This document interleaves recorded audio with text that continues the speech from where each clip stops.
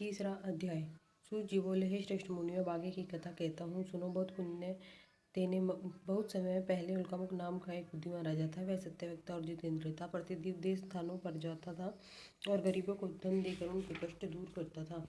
उसकी पत्नी कमल के समान मुख वाली और सती साध्वी थी। भद्रशिला नदी के तट पर उन दोनों ने श्री सत्यनारायण भगवान का व्रत किया। उस समय वह एक साधु वैश्य आया। उसके पास व्यापार के लिए बहुत साधन था। वह नाव को किनारे पर ठहरा कर राजा के पास गया और राजा को व्रत करते हुए देखकर विनय के साथ पूछने लगा, हे राजन, भक्ति उचित से है, आप क्या कर रहे हैं? मेरी सुनने की इच्छा है, सो आप मुझे बताइए। राजा बोला, हे साधु, अपने बंधु बांधवों के साथ पुत्र आदि की प्राप्ति के लिए माँ शक्तिमान श्री सत्यनारायण भगवान का व्रत व पूजन कर रहा हूँ।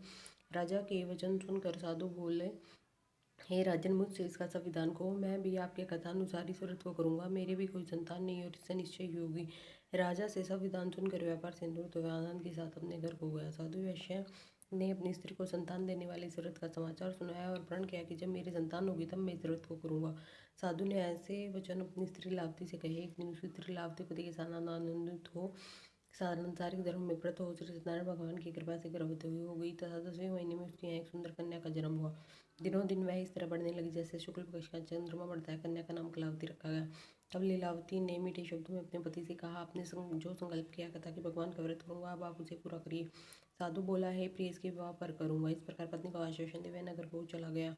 धीरे धीरे कलावती पितृगृह में दिनों दिन बढ़ने लगी। लौटने पर साधु ने जब सखियों के साथ अपने पुत्र को खेलते हुए देखा तो तुरंत दूत बुलाकर कहा कि पुत्री के वास्ते कोई सुयोग्य पुत्र देख कर लाओ।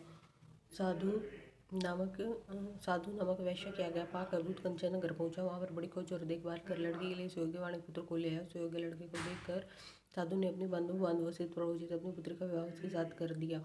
किंतु दुर्भाग्य से विवाह के समय भी वह व्रत को करना भूल गया। तब श्री भगवान क्रोधित हो गए और उन्हें शाप दिया कि तुम्हें दारुण दुख प्राप्त होगा। अपने कार्य में कुशल साधु बनिया जामान सहित नाव को लेकर व्यापार करने के लिए समुद्र के समीप स्थित रत्नपुर नगर में गया। वहाँ दोनों ससुर जमाई राजा के उस नगर में व्यापार करने लगे। एक रोज भगवान सत्यनारायण की माया से प्रेरित कोई चोर राजा का धन चुराकर भागा जा रहा था, किंतु राजा के दूत को आकर देखकर चोर ने घबराकर भागते हुए राजा के धन को वहीं चुपचाप रख दिया जहाँ वो ससुर जमाई ठहरे हुए थे। जब दूतों ने उस साधु वैश्य के पास राजा के धन को रखा देखा तो दोनों बांध कर ले गए। प्रसन्नता से दौड़ते हुए राजा के समीप जाकर बोले, ये दो चोर हम पकड़ कर लाए हैं, देखकर आज्ञा दे। तब राजा ने बिना उनकी बात को सुने ही उन्हें कठिन कारावास में डाल दिया, उनका सब धन छीन लिया। श्री सत्यनारायण भगवान के शाप द्वारा उनकी पत्नी भी घर पर बहुत दुखी थी और घर पर जो धन रखा था चोर चुरा लगे। शारीरिक में मानसिक पीड़ा था, भूख प्यासे अति दुख हुआ। उनकी चिंता में कलावती एक ब्राह्मण के घर गई। वहाँ उसने सत्यनारायण भगवान का व्रत होते देखा।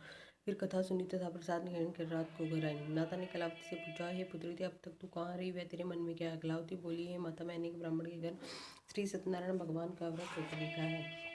कन्या के वचन सुनकर लीलावती माता भगवान के पूजन की तैयारियां करने लगी। लीलावती ने परिवार और बांधवों से सत्यनारायण भगवान का पूजन किया और वर मांगा कि मेरे पति और दामाद शीघ्र आ जाएं। साथ ही प्रार्थना की कि हम सबका अपराध क्षमा करें। श्री सत्यनारायण भगवान इस व्रत से संतुष्ट हो गए और राजा चंद्रकेतु को स्वप्न में दर्शन देकर कहा कि हे राजन, जिन दोनों वैश्यों को तुमने कैद कर रखा है वे निर्दोष है, उन्हें पर छोड़ दो। उनका सब जन जो तुमने ग्रहण किया है दे दो।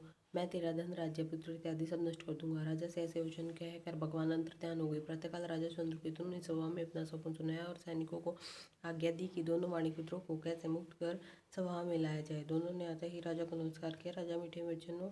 मीठे वाणी ने अपनी गलती की क्षमा मांगी और उनसे कोमल वाणी में बोला, है महानुभाववश ऐसा कठिन दुख प्राप्त हुआ है, अब आपको कोई भय नहीं। ऐसा कहकर राजा ने उनको नए नए वस्त्र आभूषण पहनाए तथा उनका जितना धन लिया था उससे दुगुना धन देकर आदर सहित विदा किया। अब दोनों वैश्य अपने घर को चले गए। बोल श्री सत्यनारायण भगवान की।